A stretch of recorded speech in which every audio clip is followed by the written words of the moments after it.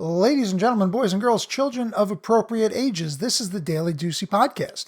Today is February 9th. Today is Tuesday, I guess. I don't fucking know. Days the same for me. Supposed to have basketball, and then they called off practice for the snow, which I don't see any fucking snow yet. Also, you see I'm using my backup microphone because the fancy schmancy microphone with the mixer and the big boom arm and everything are really being a jerk. As you can tell from yesterday, we had some audio issues, and I have still yet to figure those audio issues out.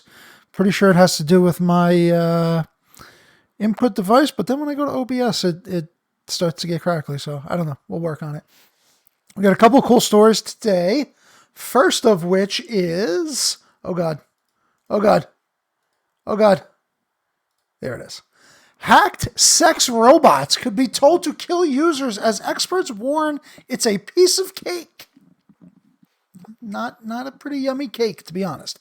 Increasingly sophisticated AI in robots intended for intimate use possesses a grave threat to humanity should developers fail to safeguard against malicious hacks. Which, let's be fair, no developer's good at safeguarding against malicious hacks because everybody ends up getting fucking hacked. Sex robots could be capable of killing unfortunate humans should they fall victim to malicious hackers, experts have warned. The anatomically correct humanoid creations feature increasingly sophisticated artificial intelligence with each new model. However, this technology could be targeted by cybercriminals with violence in mind, according to a new article written by Hong Kong law firm Onk Lawyers for Lexology. It warns, unassuming sex robots are equally dangerous as military AI when it comes to posing a threat to humans' existence. Oh my God. Like, that doesn't even look real yet. Oh God, that's so weird. Like, look at the pose they put her in. The industry has been booming during the coronavirus pandemic due to the decrease in human-to-human contact under lockdown. Yeah, the people who were getting fucking sex robots weren't getting too much human-to-human contact before lockdown, pal. Okay? Yet, as with all infant technology, cybersecurity experts warn that these new robots can be a grave threat to humanity. Many robots now have the ability, I'm going to turn my volume down because I am peaking way too high. Many robots now have the ability to physically manipulate surroundings and wield tools, which could be a disaster in the wrong hands.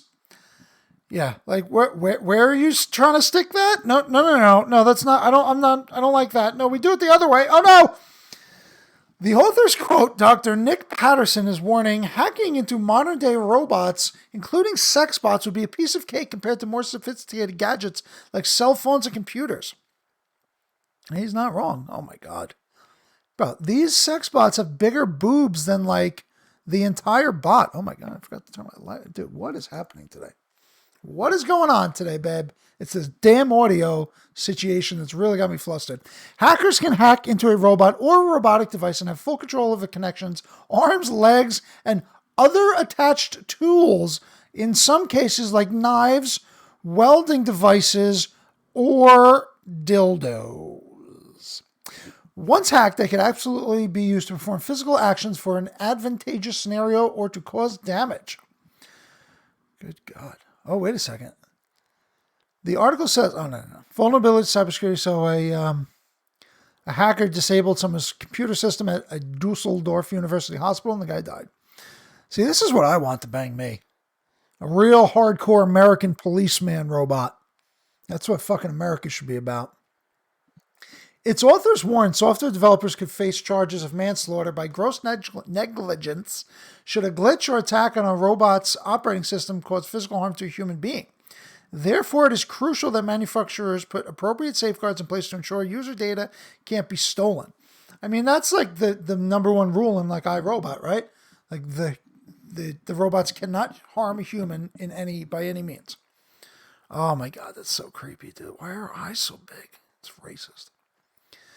Unfortunately, that may not yet be the case with existing sex robot developers. Sex robot developers? That's good enough. They conclude by urging developers to perfect your product rather than pushing it onto the market before safety checks are complete. Wherein a life is involved, great care is to be taken. And where and when you decide what and where to stick in you or what you stick into robots. Now let's move on to some more fake meat. Raising the stakes, get it? First 3D printed ribeye is unveiled. An Israeli company unveiled the first 3D printed ribeye steak on Tuesday using a culture of live animal tissue in what could be a leap forward for lab-grown meat once it receives regulatory approval. During the coronavirus pandemic, alternative protein products have soared in popularity, prompting nearly every multinational food corporation to hasten to bring its own. Why do these articles... I'm going to read it again. During the coronavirus pandemic, alternative protein products have soared in popularity, prompting nearly every multinational food corporation to hasten to bring its own versions to market. Wouldn't you say prompting nearly every multinational food corporation to hasten bringing its own versions to market? I don't know if that's correct. Frequently, plant-based products have been patties or processed nuggets. Everyday food's easier for companies to produce. They aim to ease the climate effects of the worst offenders. Americans eat nearly 50 billion burgers per year. Shout out to my boy Ant Nice, who doesn't eat any meat because he thinks it's bad for the animals. Aleph Farms' new 3D bioprinting technology, which uses living animal cells as opposed to plant-based alternatives, allows for premium whole muscle cuts to come to market, broadening the scope of alt meat in what is expected to be a rich area of expansion for food companies. Several other companies are sprinting to capture what is expected to be a robust appetite for what is called cultivated meat. I guess they're going away from the old lab-grown meat thing. They're gonna get some fish. They're gonna get some meat. All right, honestly, I'm all in on this. And I've said this, me and Anthony have had many, many discussions on animals and purity and meat and the ethics of all that. And I love meat. And meat and pasta is why I will be chubby forever. Because I love pasta more than anything. And I really love fucking meat too. Nice fucking steak like this is fantastic. And this kind of shit is when I think people are going to actually... we actually have a shot of getting rid of meat, because people aren't just going to all be vegan and they're not going to just all be vegetarian. You do not get the health benefits of a meat-based diet, and it's just gross. Let's just tell it like it is, okay? But if you have something that I don't know what the difference is between that and something grown biologically, then that's the breakthrough, babe, and that's where we should be going. Moving on to the crypto update. Oh, we're down a couple percentage points because we're up killing it earlier. We have Bitcoin at 46,961, up 6% for the day. 1783.36 for Ethereum, which is another all-time high. Ripple fighting back, 48 cents, 5.5% for the day. Doge down 12.5. I hope all you people that were pumping Doge are selling. Because it's going to get back to under a fucking penny before you realize it. Tesla's $1.5 billion Bitcoin purchase leaves Treasury experts scratching their heads. Yeah, because they don't know what they're talking about. Some Treasury experts are finding it difficult to understand why Tesla recently bought $1.5 billion worth of Bitcoin, the best performing asset of the last decade. That's why. Corporate Treasury commenters are criticizing Tesla's $1.5 billion Bitcoin splurge, echoing the well-worn rhetoric of Bitcoin's volatility. Speaking to the Financial Times, Jerry Klein, managing director at New York-based investment management firm Treasury Partners, said that there was no use case for plowing corporate cash into Bitcoin. Since when does Elon do anything with a fucking, an established use case? Another critic quoted by Financial Times, Campbell Harvey of Duke University in Durham, North Carolina, called Tesla's Bitcoin acquisition unusual and risky, adding that it will not serve as a hedge against the market uncertainties. He doesn't want it to be. Critics of Tesla's Bitcoin purchase may say the move potentially puts shareholders at risk given the volatility of Bitcoin. Some point to historical crashes like the 50% dump that occurred on Black Tuesday in March. Yeah, I mean, the 2017 pump was just a bullshit pump. And the Black Thursday in March was when fucking Corona hit and we all thought the world was going to blow up. However, these arguments seem to leave out Bitcoin's established no-look-back price trajectory, wherein each crash does not revert to a price level before the previous all-time high. Also, Bitcoin's parabolic bounce from its lows do not appear in these anti-BTC arguments. For instance, Black Thursday crash of 2020 was followed by an almost 8-fold increase by the end of the year. Bitcoin was the best performing asset of the last decade, gaining almost 9 million %, and far outstripping all other asset classes. Indeed, as of the time of writing, only Bitcoin bought above the 47,000 price level is currently at a loss. This is going to happen. We're not going to get into the weeds on this, but this is going to happen more and more. Big companies are going to put tons and tons of cash into these cryptos, and today it's only February, so by the end of this year, we'll be at 100. I'm calling that now. We're going to be at 100K by the end of this year, and your boy Deucey will be sitting nice.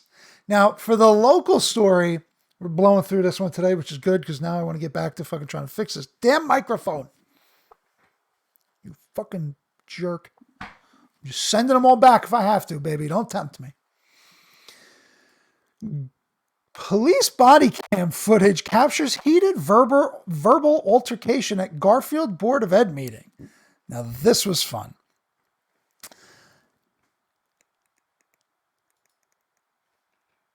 I'm going to refresh this so I can see the actual video because we definitely have to play the video on this. So here we go.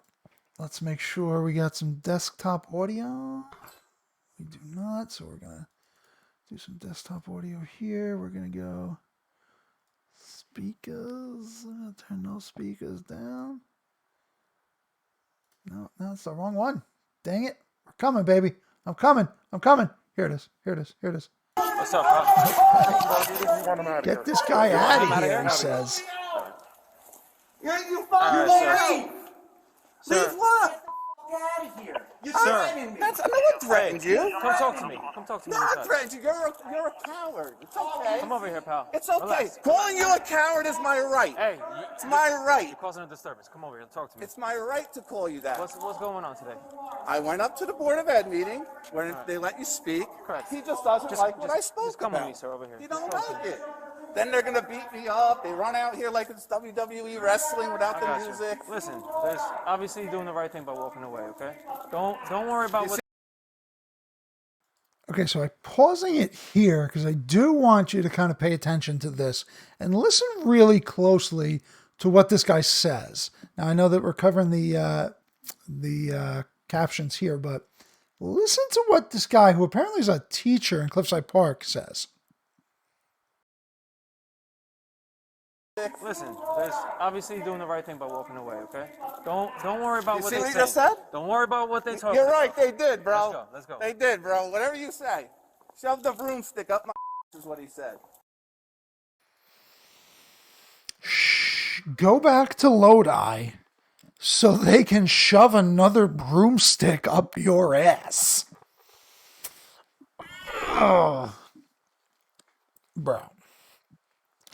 I don't care. This guy looks like kind of a bit of a clown, so I don't give a shit what he said in that. I don't care if he said, other than calling your mother a whore, like, I don't care what he said for you to be a teacher in the first place and a member of the council with the cop there. Did you not think the cop's body cam was going to be on? Did you not think somewhere, somehow, this was going to get recorded? Unbelievable. An angry dispute last month between two school board trustees and a member of the public drew police to the city's middle school, where officers found the three men outside still agitated and spewing insults. Police were called to the board's public meeting around 8:30 p.m. At the school. Three officers found a member of the public named Anthony Ericat and two board members, Frank Barber and Everett Garnto. Garnto is a detective sergeant with the Garfield Police Department, and Barber is an elementary school teacher in the Cliffside Park district. The police incident report says Ericat had been escorted out of the meeting, got a little loud, and was sent on his way. As of Monday, none of the parties had filed complaints. Police body cam footage shows Garnto and Barber near the entrance of Garfield Middle School when officers arrive. The argument continues as Ericat and Barber are heard yelling. Ericat call him a coward, while Barber shouts back, "Get the fuck out of here." Ericat is seen stepping away with the officer and explaining that he went to the meeting to call for Barber and Garnto to resign. He tells the officer they became agitated and describes the scene as WWE wrestling without the music, which is kind of weird and kind of corny to say, but whatever. As they move further away from the door, Barber, the teacher, continues to yell at one point, shouting, "Go back to Lodi so they can shove a fucking broomstick up your ass." Now, if that was just a random fucking comment, while weird, I would say, whatever. But the taunt recalls an incident in 1992 when Ericat, then a high school student, said he was victim of hazing at a summer sleepaway camp for the Lodi football team. Ericat said his arms and legs were wrapped in duct tape by 14 teammates before they covered him in peanut butter, shampoo, and shaving cream. Okay, up until that point, I'm kind of okay. Like, let's be fair here. Now, threw human feces at him, which is one thing I never understood. Maybe I should go with this fucking mic like this anyway so I can fucking move it around. Like, first of all, whose shit are you throwing at someone?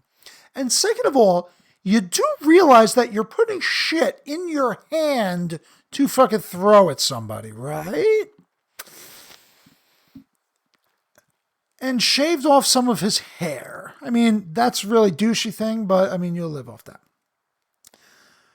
So apparently he was the target because he stuck up for a teammate whom the other players had threatened to sexually assault with a broomstick. Okay, so I guess I'll kind of touch on this before we finish off with the story. Like, I played football, and honestly, we didn't really have much hazing shit. Like, I remember growing up when I was in 6th grade, when you went to 7th grade, me and Jeff Zielinski thought, like, everybody got beat up before gym class in the pit. So we went to the bookstore on the boulevard and looked up, like, some karate books to hopefully defend ourselves from these apparent vicious beatings that all the 7th graders were getting.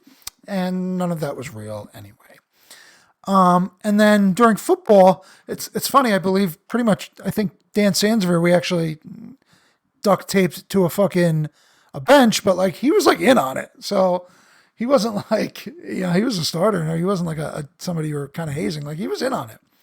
But like you hear a lot of these stories about guys shoving things up other kids' asses to like make fun of them.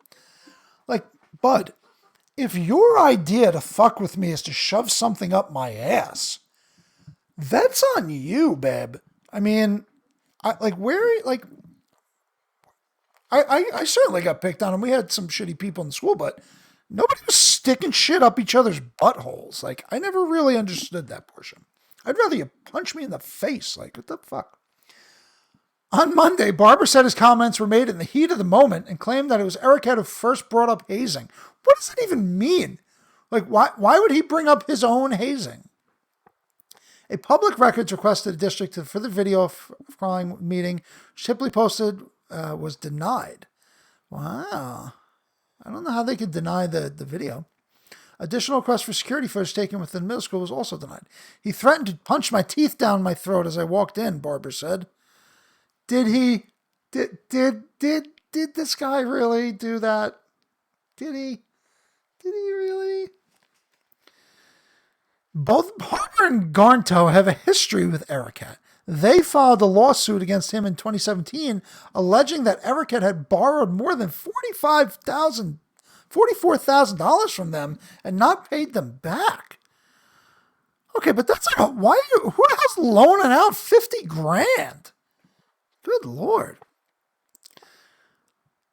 Ericat has harassed him constantly, even called the Cliffside Park superintendent about him. Barber said the issue stemmed from business dealings gone bad a few years ago. See, that's when things get a little shiesty.